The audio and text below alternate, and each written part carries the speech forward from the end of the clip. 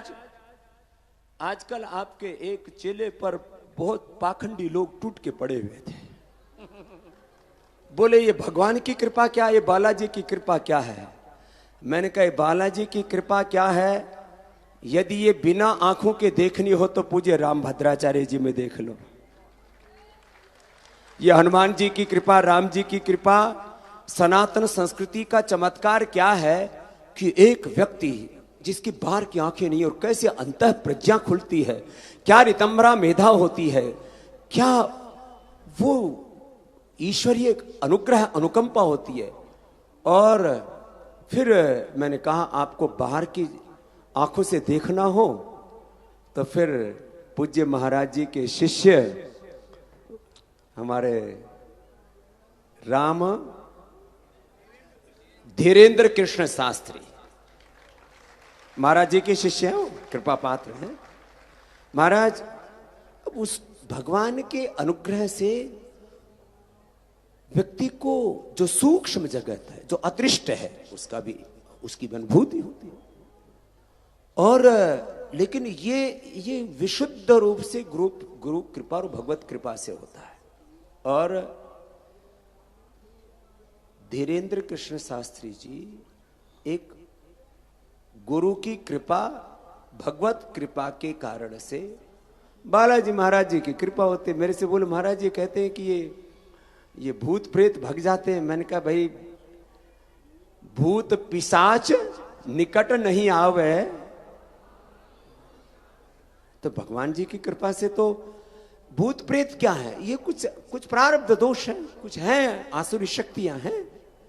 तो जो गुरु और भगवान की शरण में रहता और कोई दैवी कृपा संपन्न कोई महापुरुष जब आशीर्वाद दे देता है तो व्यक्ति संकटों से बाहर निकल जाता है। वो महाराज जी के शिष्य कर रहे हैं।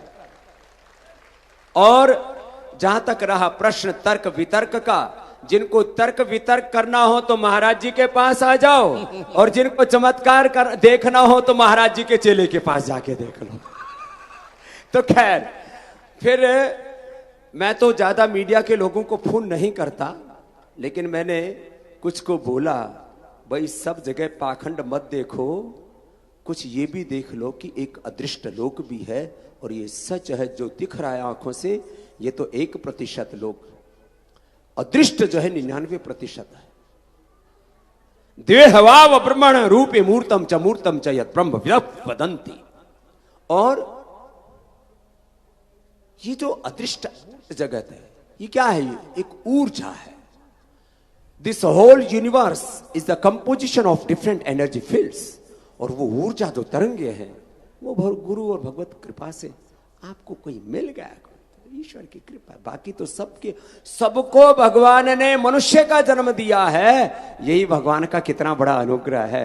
एक पिंड में सारा ब्रह्मांड समाहित है। खैर, तो ये तो मैंने एक छोटी सी बात दूसरे संदर्भ में कही। अभी मैं योग की बात कह रहा था तो मेरे कान में हमारे भाई रामचंद्र दास जी ने कुछ कहा, तो मैंने उस संदर्भ को थोड़ा सा इतना ही कहा कि पाखंड करते हैं तो ये मुल्ला मौलवी करते हैं, पाखंड करते हैं, इतना पाखंड करते हैं। मां बहन बेटियों के साथ दुराचार व्यभिचार, और अपने मजहब को भी नहीं छोड़ते, हलाला करते हैं। ये दुराचार की पराकाष्ठा है, हलाला। और न जाने क्या क्या पाप कर्म करते हैं, उन वहां दिखाई नहीं देता। और ये जो इस्लाम वाले और ये ईसाइयत वाले तो हद ही कर देते हैं। कुछ अपने जो है प्रशिक्षित चेलों को मंच के ऊपर लेके आएंगे, हाउ करते हुए उनको लिटा देंगे, और जो है बोले वो ईसा मसीह की कृपा आ गई है, ईसा मसीह की कृपा आ गई है, और वो एकदम लटालट पड़ते हैं। लेकिन अभी हमारे महाराज जी के शिष्य ने